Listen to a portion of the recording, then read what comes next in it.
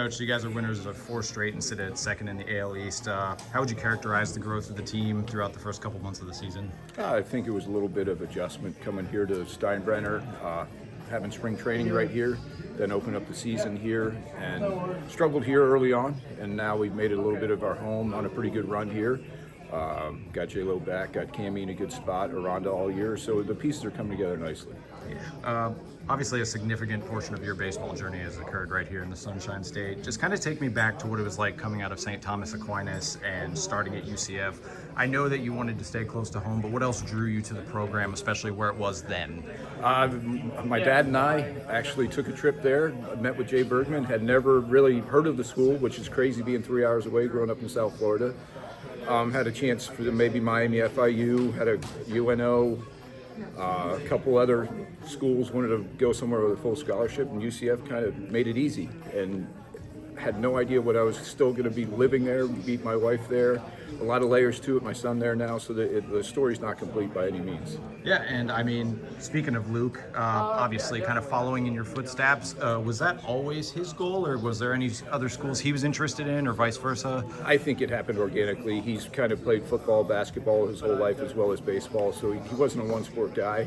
Really not sure where it was going to end up, and went to a couple camps with Wallace being there. He's always had the grades, always been a little bit athletic, not necessarily baseball, but very similar to myself. I played football all through high school. That's where I thought I was going to go. Ended up getting drafted in baseball, which made my decision for me. Then still did not sign, went to UCF. So he's got his own story, but obviously both of my wife and I are excited that he's close to home at UCF, and wherever he builds his legacy or whatever it becomes with baseball or through business or school, I'm so proud of him. Yeah, and speaking of your wife, she was obviously a prolific volleyball player in her time there. Just kind of take me through how you guys met and the origin of that story. Well, I actually would go back and work out after I signed. So she was a couple years after me, and met through friends, and just being athletes and always working out still at school, and kind of kept in touch and started as friends more, and then dated throughout my pro career thinking I was going to settle in somewhere, and that never happened. So she was committed through the journey as well.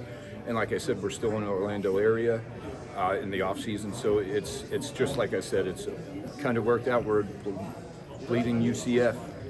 And basically, I mean, how have you seen the program grow from your time as a Knight to where it is now, what Luke is experiencing under Coach Wallace? I don't know if they would ever understand the whole campus, what it used to be, the way we were on the other side and right next to a little, I would say, a 20 by 20 dome that had the workout room for the whole school, let alone athletes. So it's just come a long way. It's fun. We do a couple football games every year, and just riding around campus, and then obviously Luke being there and going and watching some baseball games. It's just, I still have the image of the old campus, and I don't think they'll ever understand what it was, but it's just pretty cool to see how much it's grown.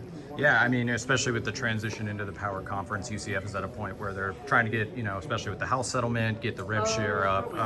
The Rays are kind of in a similar position where it's like you guys get a lot of really good prospects that you develop, but obviously you have heavy hitters with bigger payroll in the AL East, like the Red Sox and the Yankees.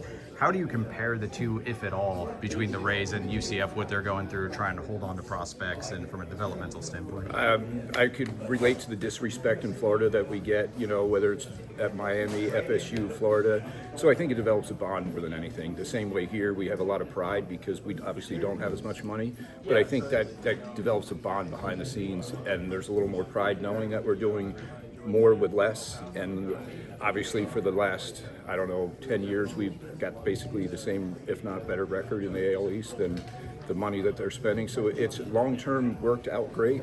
We're back rolling again. Last year was a bit of a hiccup, but everybody can go 80 and 82 is a horrible season, so it always keeps it in perspective.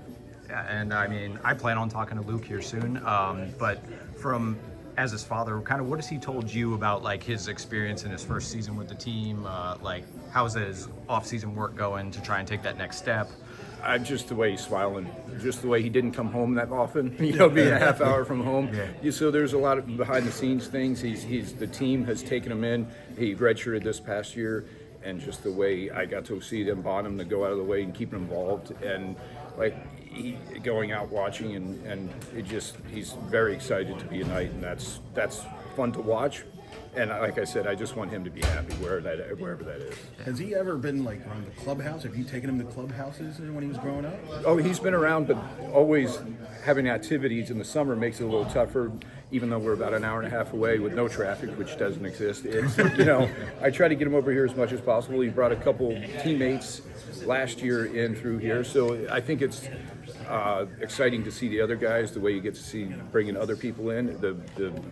The players that have been here a while have seen him grow. The coaches have seen him grow. So yeah, I would love to have them over here a little more often, but they get here as much as they can. How do you balance that? Obviously, because your daughter plays volleyball, he's playing baseball. I assume there's a lot of phone calls after games, hey, how they're going, because obviously the grind of a baseball season. Yeah, FaceTime. I owe a lot of credit to my wife, obviously, but my mom is there as well, helping with the carpools and things like that growing up. Now they're both driving, which has relieved my mom of a lot, but without the support of her as well.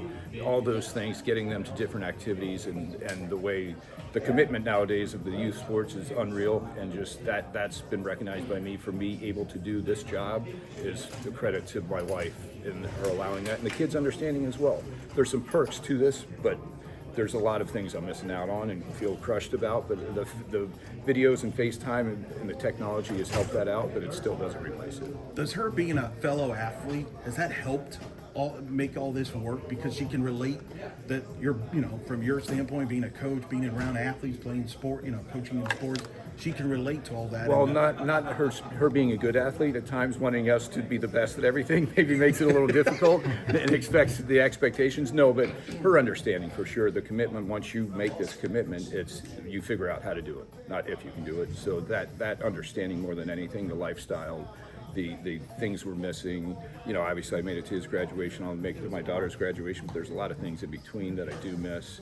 I do have 3.5 months straight at home where I commit back to them and make sure I catch up, but it still doesn't substitute. Over the years, has UCF reached out, because there's now advanced analytics in college baseball like there is in MLB. Did they ever reach out for advice on that, or I'm always fascinated by do they pick your brain at all at any point, or do they just let you be an alum? No, they let me be an alum. Obviously, I'll walk them through what we do. I feel like we have a lot more things available to us, being in one league, playing teams 16 to 18 times, and the familiarity. There's guys in the league for 10 years, so it's a little easier to do rather than a 3-game series and trying to dig through other conferences and things like that. So I feel like it's a little more available to us than it would be at college, but I'm willing to share whatever secrets the Rays have, which I don't know how many more secrets are available that were there 10 years ago, but in the fall, after you saw your son play at the ball, now you didn't play there, but what's it like when you see him on campus? Was that kind of unique there? Was there any memories that popped up? Just seeing him smile. Yeah. I don't want to think he has to do the things that I did or follow me in any way. If he does, great. If he doesn't, great. The man he's grown into is what I'm most proud of. The UCF, the baseball part, that's awesome. But the man he's grown into is way more important to me. The grades he's doing, how he's outsmarting us in finance and things like that. And so the options he's had, that's what's fun to sit back and see, and him smile and him grow up and him have a new group of friends and things like that. Jay Bergman came back during alumni weekend they had over there, threw the first pitch, threw it to Rich's daughter. He was just excited. Everybody was all the alums were swarming him. What is it about him that all the alums just love seeing him, and he still enjoys the game? He's passionate as ever. I just think that what he had to work with to build the not only the program but the school, to put it on the map, what was available to them. You don't realize it as a player at the time, the resources that he didn't have available to him. I still have Ty Lynch down there, Lawrence Heisler. We were still players down there. There's a couple more guys that just the pride that he took and having that bunch together. Scott Loubier after us. There's still guys that still keep in touch, and he keeps in touch with. And I think as time goes by, you respect him more because you realize what he had to work with and what he made us feel while we were there. We didn't realize that. Yeah, then you get later in life and understand what he had to go through. Yeah, obviously the team had a little bit of a down year, went from a tournament team to not. When there is that respect and reverence for the coach, how do you think it helps carry them through these tough times? What has Luke said about the way the season went, and just how are they keeping their head on straight, getting ready for the next battle? Well, I think Rich Wallace going to UCF and having a homegrown guy in that seat, you feel very comfortable knowing that he's going to explore every option to fix what's going on. It never rides as perfect, and usually when something goes wrong, you come out of the other end learning something. And that's what I have full confidence in Rich and Wally turning around the program and exhausting everything to do that. Yeah, I mean, obviously you know how it goes at the pro level with free agency and stuff, but you guys still have staple guys in the locker room that have been here, Yandy, Brandon, the list goes on. How important is that for a team like UCF that are able to maintain some guys like Alex Bodeker and stuff? I know they're about to move on, but like, you need that camaraderie, right? Well, you just need the guys that have had success to understand when they're talking to their peers of when you do things certain ways and things like that, that they can walk them through the whys. And as a coach, you get older, I don't want to act like I can speak their language all the time. So when you have the peers trying to explain to them what we're talking about and things like that, and in baseball you have so much time away from the field and it's a game of failure, especially in hitting, your mind's going to wander. So when you have somebody that experienced it and the ways they got through it, it just gives everybody different tools and ways to get through. So it gives the coach another tool in their toolbox to help explain what's going on. Yeah, I mean, you've been here for almost a decade. You've experienced the ups and downs. I mean, postseason appearances, a World Series appearance in a COVID-shortened year. Now the Hurricanes moving you guys here. What has it been like donning this uniform for the past decade, and what advice do you kind of impart on younger guys like Junior and maybe Chandler? I know he just got sent back down, but like, how do you talk them through the process of Major League life? Just being I was in several organizations as a player. I think I took more out of coaching from that, not realizing it at the time, but different ways to approach people, and also being a very high prospect myself, somewhat failing, and then kind of figuring out the game later in life. So kind of been in everybody's seat as a player, and then coached in the minor leagues for quite some time as well. So I think it's more just life experience that can help settle the guys down. Sure, the baseball part is, but the X and O part I think is pretty easy as far as how that's going. I just take a lot of pride in understanding where they're at in life, at what stage they're in with their family, with its kids, whether it's wife or parents. You know, there's a level of that too, and just this is a pretty big deal to play under the lights every night, and everybody sees your failure and things like that. And I know they're not doing it to hurt my feelings. So it's one of those things. Some guys coach a little differently, but it's just, how can I help you, or how can I get you to sleep at night is more the goal than it is to baseball. Was there a coach that influenced your style? The two people I give credit, besides my father obviously, are Dwayne Murphy and Mel Queen, both of them with the Blue Jays. Just the way they understood the whole game. You know, a lot of people teach fundamentals, a lot of people teach by the book. Dwayne Murphy was a Gold Glove guy. He taught me how to relax and pimp through the ball instead of things like that. And then Mel Queen, he pitched in the big leagues and played in the outfield in the big leagues, so he had all the aspects, and they explained never watch the baseball, watch everything else, how it's moving, everybody's watching the ball, just simple things like that, simple cues. So those are the ones that probably taught me the most. My last question, you're obviously one of the great UCF baseball alums of all time. You're still passionate about UCF as a school. You go to football, you mentioned your wife's one of the greatest volleyball players in the history of school. What would you want people to say about you and your wife and the family? Because you're keeping that black and gold pride, and now you got a son that's following there and going to school. I think it's more pride of seeing what it was and seeing where we're at now. I just sit back and tell the stories with all the buddies. Like I said, we're still friends with a lot of people that we went to school with. So I think it's more the pride of knowing that we went there before all this was happening. It still was a very big school, but not to the point of recognition. Like I said, when I grew up in South Florida, it was 3 hours away. I'd never really heard of it. So just those simple things, it's more of a pride thing to know that I can wear the black and gold and see what it's grown into. What are these, you've experienced several full circle moments.